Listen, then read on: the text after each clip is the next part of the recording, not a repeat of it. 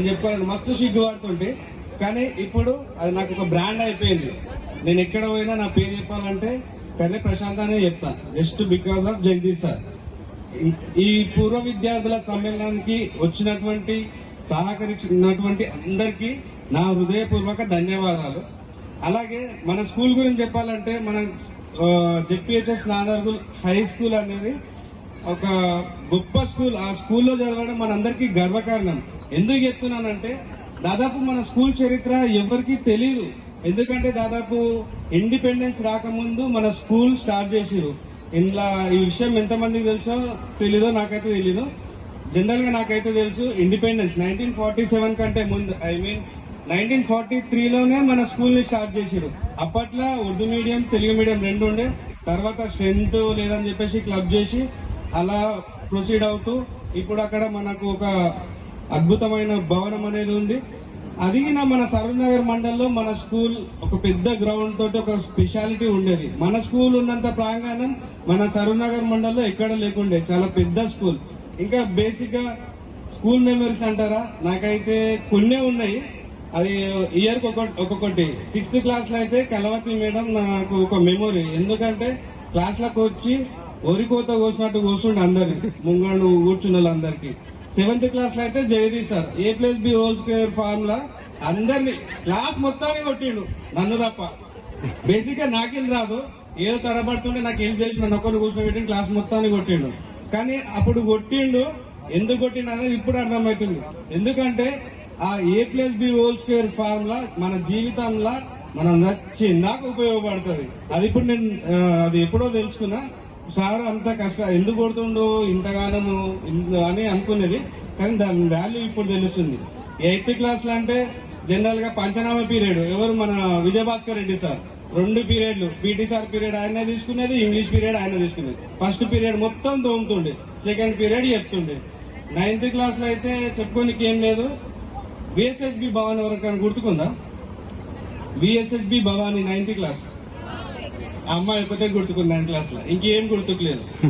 10th class కి వచ్చేసరికి general గా మన స్కూల్ ఎట్లుంటుందంటే మాక్సిమం అయితే ట్యూషన్ పోతేనే అందరు పాస్ అవుతుండే అన్న ఒకటి ఉంటుండే. జనరల్ గా నేను ట్యూషన్ కి అయితే వెళ్ళలేదు సార్ మీ దగ్గరికి. కానీ లాస్ట్ 3 months మాత్రం మా బ్యాచ్ లో 10 members ఉంటుండే అంబేద్కర్ నగర్ కాలనీలో. లాస్ట్ 3 months మేమందరం కలిసి ఒక రూమ్ తీసుకొని లాస్ట్ 3 months కష్టపడి చదివినాము. అదొక బిగ్ అచీవ్మెంట్ నా లైఫ్ లో. ఎందుకంటే ట్యూషన్ పోకుండా మా బ్యాచ్ లో దాదాపు ఫస్ట్ అటెంప్ట్ అయినా ఒక 5-6 members వరకు పాస్ అయినాము. సభ్యులు మిగతా అందరు పాస్ అయ్యారు. స్కూల్లో అయితే జనరల్ గా ఇవే నాకున్న మెమోరీస్. అండ్ నేను బీటెక్ మెకానికల్ 2014 లో కంప్లీట్ చేశాను. ప్రజెంట్ ఇప్పుడు నేను DRDO లో కాంట్రాక్ట్ ఇంజనీర్ గా వర్క్ చేస్తున్నాను. As a production engineer for అగ్ని 5 మిసైల్స్ కోసం వర్క్ చేస్తున్నాను. అండ్ రీసెంట్ గా 3 years బ్యాక్ నాకు మ్యారేజ్ అయింది. నాది లవ్ కమ్ అరేంజ్ మ్యారేజ్. మా వైఫ్ పేరు జ్యోతి. మన క్లాస్ లో చాలా మంది ఉన్నారు. నేను ఫోన్ మాట్లాడుతుంటే మా వైఫ్ గురించి మాట్లాడితే వాళ్ళ గురించి అనుకుంటారు. పిల్లలైతే ఇప్పటివరకు ఏం లేరు. తను ఉస్మానియా హాస్పిటల్లో డేటా మేనేజర్ గా చేస్తుంది. అండ్ ఈ పూర్వ విద్యార్థుల ఆత్మీయ సమ్మేళనానికి విచ్చేసి మీ అమూల్యమైన సమయం కేటాయించినందుకు ధన్యవాదాలు. Special thanks to Polayya. ఎందుకంటే వాడు మన ఊర్లో ఉన్నాడు, పక్క ఊర్లో ఉన్నాడు. దాదాపు వాడు ఒరిస్సా నుంచి జస్ట్ మనల్ని కలవడానికి 17 years తర్వాత మనల్ని కలవడానికి వాడు చాలా రిస్క్ చేసి అక్కడి నుంచి ఇక్కడికి వచ్చిండు. పోలయ్య చాలా థ్యాంక్స్. అలాగే మన ఈ యొక్క ప్రోగ్రామ్ ని సక్సెస్ చేయడానికి ముందుండి నడిపించిన ప్రతి ఒక్కరికి, ఇనిషియేట్ తీసుకున్న అంబాజీ గాని, భద్రమణి శివకుమార్ గాని, అలాగే ఎస్ మమత గాని, అందరికీ పేరు పేరున ధన్యవాదాలు. ఒకరి పేరు చెప్పినా ఒకరి పేరు చెప్పినా ఎవ్వరు ఫీల్ కాకూరి. ఎవరు ఎంతవరకు చేసిరు, ఎవరు ఇనిషియేట్ తీసుకున్నారు, ఎవరు ఫాలోఅప్ చేసినారు అనేది గ్రూప్ లో అందరికీ తెలుస్తుంది. సో ప్రతి ఒక్కరికి ఈ యొక్క ప్రోగ్రామ్ ని ఇంత సక్సెస్ఫుల్ చేసినందుకు ప్రతి ఒక్కరికి ధన్యవాదాలు తెలియజేస్తున్నాను. Thank you so much. అత్తరు సాహిబు మంచోడమ్మా, ఉత్తరం వచ్చింది. ఉత్తరం వస్తేనా నువ్వు ఊర్లో లేడమ్మా.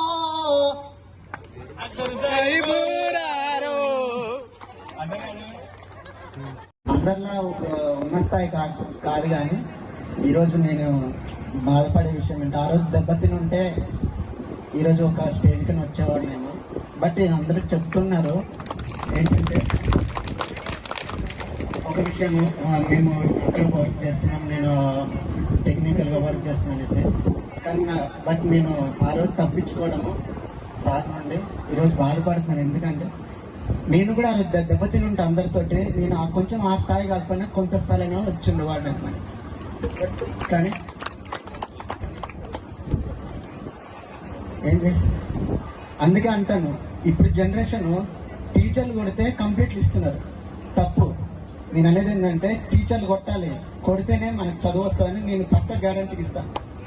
అప్పుడు కొట్టకనే నేను ఇట్లా తయారైనా. కానీ బట్ ఐ హోప్ ఇప్పుడు నా కాలం మీద నేను ఉండగలుగుతున్నాను. బట్ నేను ఒక డ్రైవర్ని, ట్రాక్టరు, పెద్ద వెహికల్స్ కూడా వదలగలను, నా కాలం మీద ఉండగలుగుతున్నాను. ఈ ఒక చిన్న అవకాశం ఇచ్చినందుకు కూడా థ్యాంక్స్ చెప్తున్నాను. తెలుగు బోధించిన రామరెడ్డి సార్ని మనం ప్రత్యేకంగా గుర్తించుకోవాల్సిన అవసరం మనకు ఎంతో ఉంది. ఈ రోజు మనమందరం రామరెడ్డి సార్ గారికి కృతజ్ఞతలు తెలియజేసుకుంటున్నాం.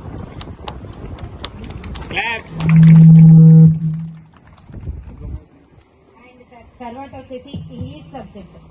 ఇక్కడున్న మన స్నేహితుల్లో కొంతమంది విదేశాలకు వెళ్లి చదివి అక్కడే ఉద్యోగం చేస్తున్న వారు కూడా ఉన్నారు. మరికొంతమంది మన దేశంలోనే ఉన్నత స్థాయి ఉద్యోగాలు అనగా సాఫ్ట్వేర్ ఉద్యోగాలు, టీచర్స్ జాబ్స్, బిజినెస్ లు, అలా చాలా మంది చాలా వాటిలలో పనిచేస్తూ ఉన్నారు. ఎలాంటి ఉద్యోగాలైనా బిజినెస్ లో అయినా మనకు ముఖ్యంగా కావాల్సింది ఏంటంటే ఇంగ్లీష్ కమ్యూనికేషన్. మన తెలుగు మీడియం విద్యార్థులకి చాలా అవసరమైనటువంటి కమ్యూనికేషన్ స్కిల్స్ ని ఇంగ్లీష్ రూపంలో బోధించిన మన విజయభాస్కర్ రెడ్డి సార్ లాంటి వాళ్ళని మనస్ఫూర్తిగా గుర్తించుకోవాల్సిన అవసరం ఈ రోజు మనకు ఎంతగానో ఉంది. సార్ బోర్డు వైపు తిరిగి లెక్కలు చెప్తుంటే మనం వెనుక ఉండి అల్లరి చేసేవాళ్ళం. అప్పుడు సార్ మన వైపు తిరిగి చాలా ఉద్వేగంగా తిట్టేవాడు. అప్పుడు ఎందుకు తిట్టాడా అని అసలు మనకి అప్పుడు అర్థం కాలేదు. కానీ ఇప్పుడు మనం నిత్య జీవితంలో మన జీవితంలో లెక్కలు అనేవి చాలా తప్పుతూ ఉంటాం. అసలు ఇప్పుడు అర్థమవుతుంది మనకి లెక్కలంటే ఏంటి. ఆ రోజు ఆ సార్ బోధించినప్పుడు మనం వినకుండా మనం ఏదేదో వెనకాల కూర్చొని ఇలా అల్లరి చేయడం స్టార్ట్ అయింది. కాకపోతే అలాంటి లెక్కల్ని, అలాంటి జీవితాన్ని మనకి గణిత రూపంలో బోధించిన మహేందర్ రెడ్డి సార్ గాని, జగదీష్ సార్ గాని మనం ఈ రోజు మనస్ఫూర్తిగా కృతజ్ఞతలు తెలుపుకుంటున్నాం. కానీ ఈ రోజు మన మహేందర్ రెడ్డి సార్ గారు మన మధ్యలో లేనందుకు చింతిస్తున్నాం. ప్రపంచం సాంకేతికంగా ఈ రోజు చాలా అభివృద్ధి చెందింది. అందులో భాగంగా మనలో ఉన్న టెక్నికల్ స్కిల్స్ ని, మన ఫిజిక్స్ ని ప్రపంచానికి ఉపయోగపడే విధంగా మనకు భౌతిక శాస్త్రం బోధించిన మన రజిత టీచర్ గారిని మరియు భరతన్ సార్ గారిని గుర్తించుకోవాల్సిన అవసరం ఉంది. ఒక మనిషి జీవన విధానం ఎలా ఉంటుంది, ఒక మనిషి మెంటల్ బ్యాలెన్స్, మనిషి మానసికంగా ఉండాలంటే ఎలా బ్యాలెన్స్ చేసుకోవాలి, అది మనకు జీవశాస్త్రం త్రూగా బోధించిన మాధవరెడ్డి సార్ని మనం ఈ రోజు గుర్తించుకొని కృతజ్ఞతలు.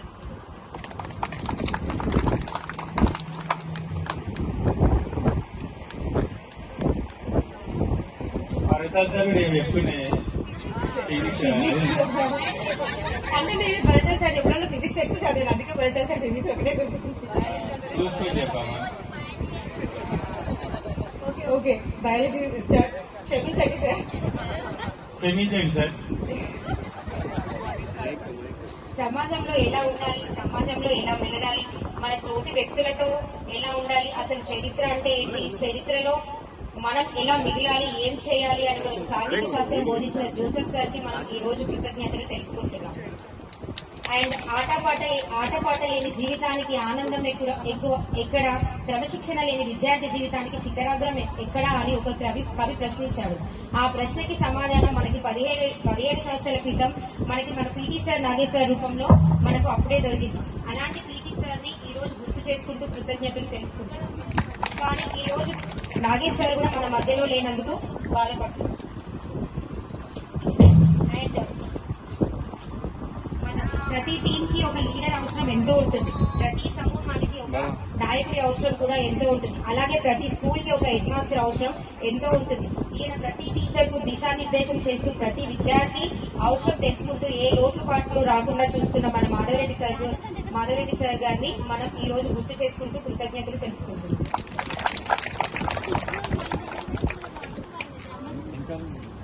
అండ్ మన స్కూల్ తరఫున హెడ్ మాస్టర్ సార్ గారిని మాట్లాడవలసిందిగా కోరుతున్నాను. మరియు విజయభాస్కర్ రెడ్డి సార్ గారు, మరియు డేవిడ్ సార్ గారు, మరియు ఇప్పుడు గవర్నమెంట్ లో నేను కలిశానని ఇప్పుడే మన సభాముఖంగా తెలియజేసినటువంటి జగదీష్ సార్ గారికి ప్రత్యేక ధన్యవాదాలు. ఈ పూర్వ విద్యార్థుల ఆత్మీయ సమ్మేళనం 2007 to 8 బ్యాచ్ విద్యార్థులందరికీ ఈ సభాపూర్వకంగా ధన్యవాదాలు తెలియజేసుకుంటాం. ఎందుకు ధన్యవాదాలు తెలియజేసుకుంటున్నానంటే ప్రత్యేకంగా మేము అప్పుడు వివిగా చేస్తుంటాం, విద్యా వాలంటీర్ గా, అంటే బీఈడీ చేసుకుంటూ విద్యా వాలంటీర్ గా వర్క్ చేస్తుంది. ఆ గొప్ప అవకాశము ఇచ్చి అంటే ఈ విద్యార్థులకు చదువు చెప్పడం అనే ఉద్దేశంతో ఫస్ట్ స్టార్టింగ్ అది.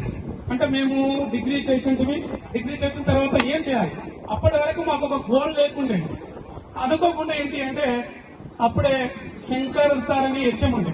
ఆ హెచ్ఎం దగ్గరికి సార్ మేము విద్యా వాలంటీర్గా ఇట్లా జాయిన్ అయ్యామని వచ్చాము, నేను జగదీష్ సార్ వచ్చాను. ఆ టైంలో సరే చెప్పండి అని మాకు ఒక అవకాశం ఇచ్చినారు.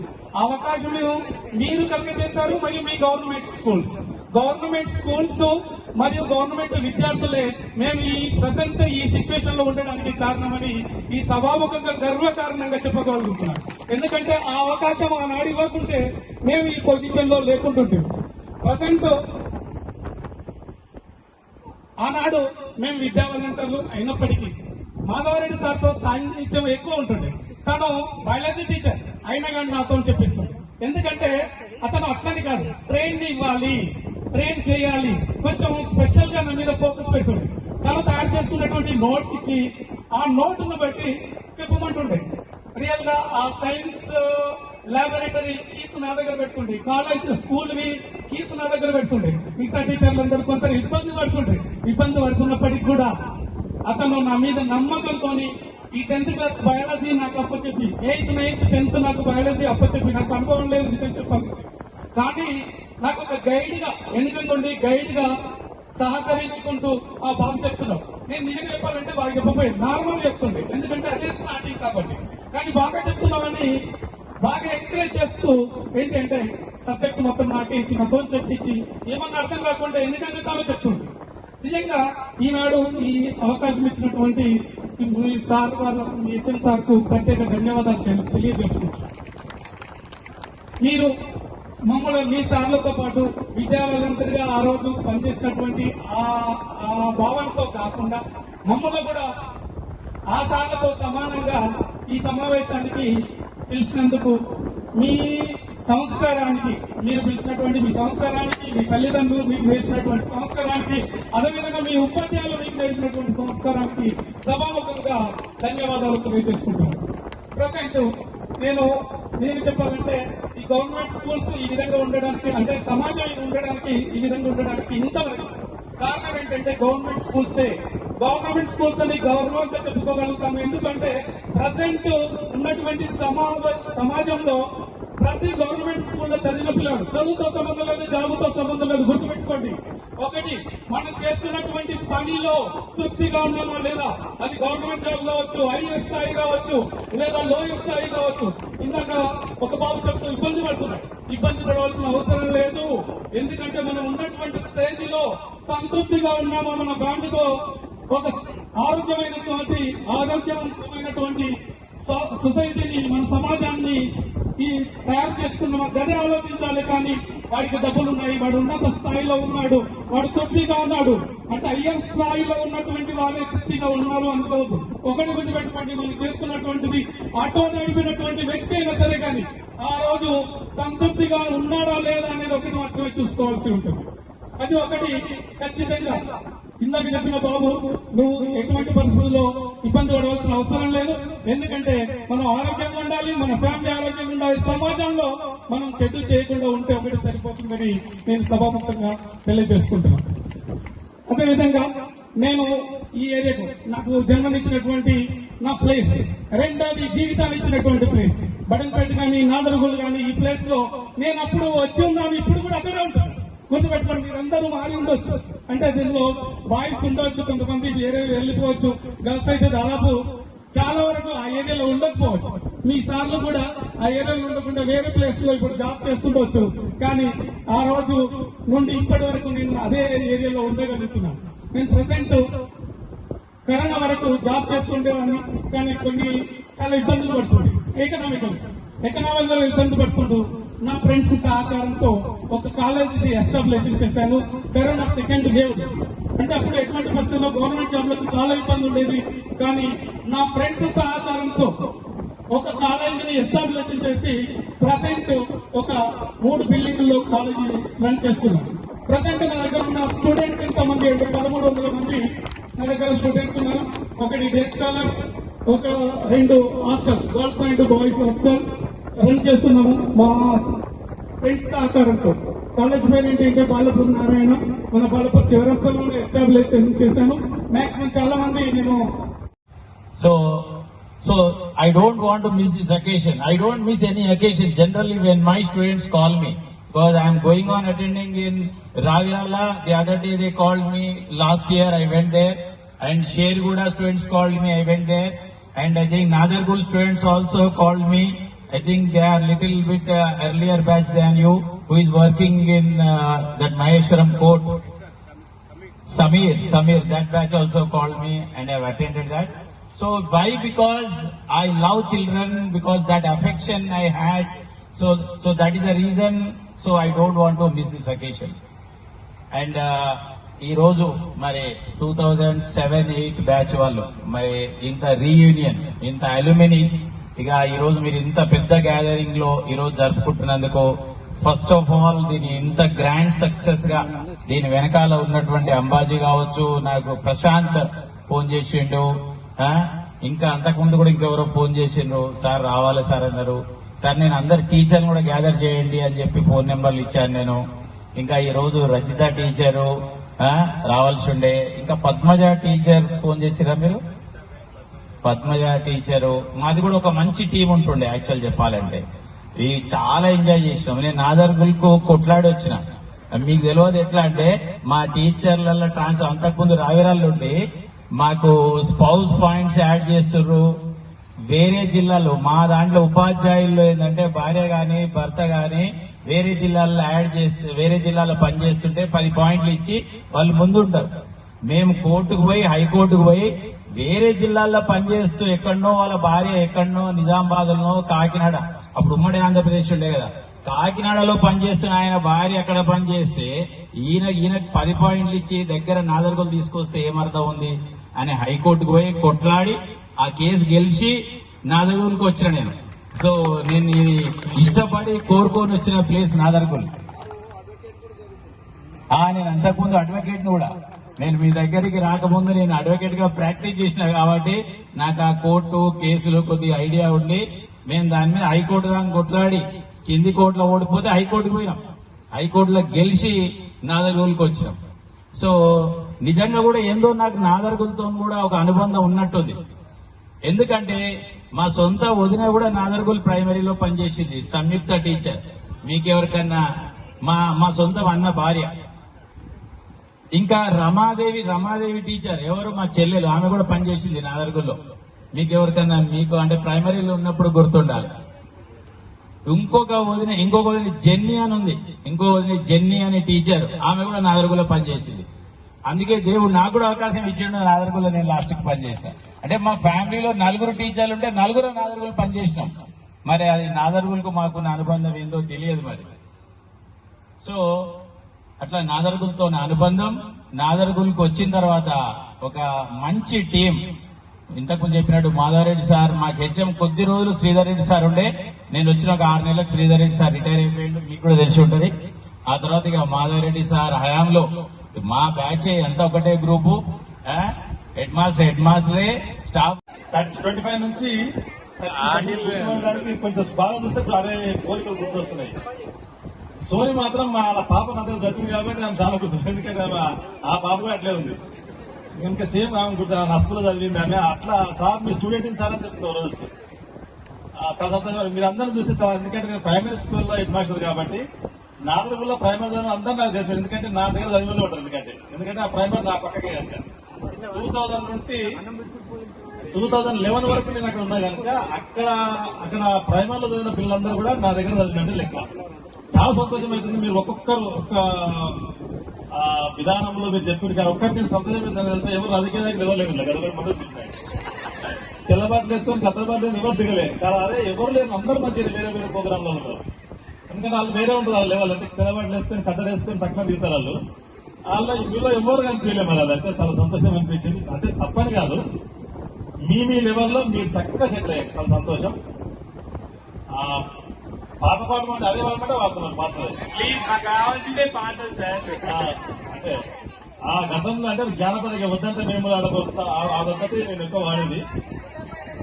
అదే వద్దంటే వేములాడపోతాను అంటవే, పిల్లవాని గుండు ఆడగీకిస్తానంటవే, ప్రాంగ పొంగ ఎక్క తిరిగి ముల్లె మూట పైలమే, కరీంనగర్ జిల్లా చేర హుషారుగుండవే, మాట పైలమే అవ్వా నీ మూట పైలమే అవ్వా, పిల్ల భద్రమే అవ్వా పిల్లవాడు భద్రమే అవ్వా.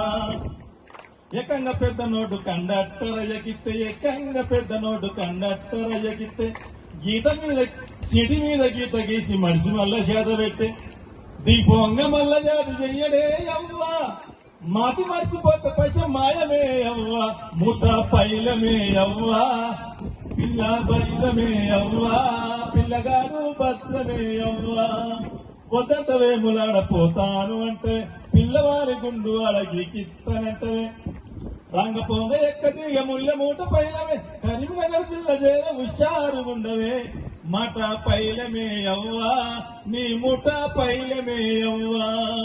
పిల్లవాని గుండులోన సొండున్నవే, సొండులోన శారడాన్ని పుల్లున్నవే, కత్తి బట్టి గీత్తవాడు కయ్యి కయ్యి మంటడే, కత్తి బట్టి గీత్తవాడు కయ్యి కయ్యి మంటడే, నొయ్యకుండా గీత్తవాడు నోరు మోసుకుంటాడే, మాట పైలమే అవ్వా నీ మూట పైలమే అవ్వా, పిల్ల భద్రమే అవ్వా పిల్లగాడు భద్రమే అవ్వా, పోరి భద్రమే అవ్వా పొల్లగాడు భద్రమే అవ్వా. Thank you.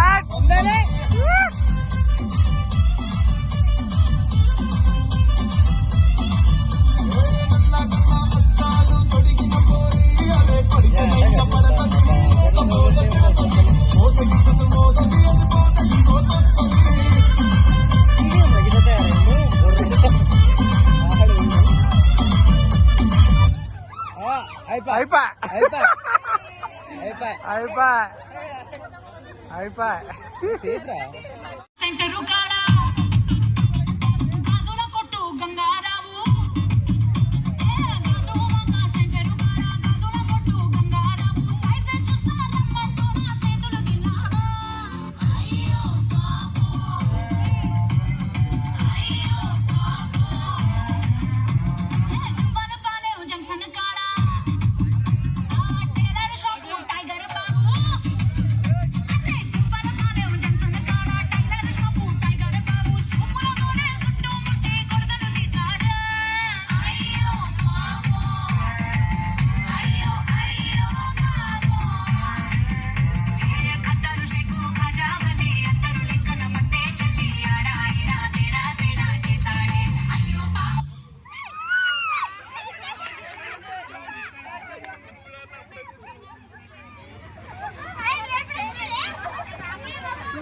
Hey,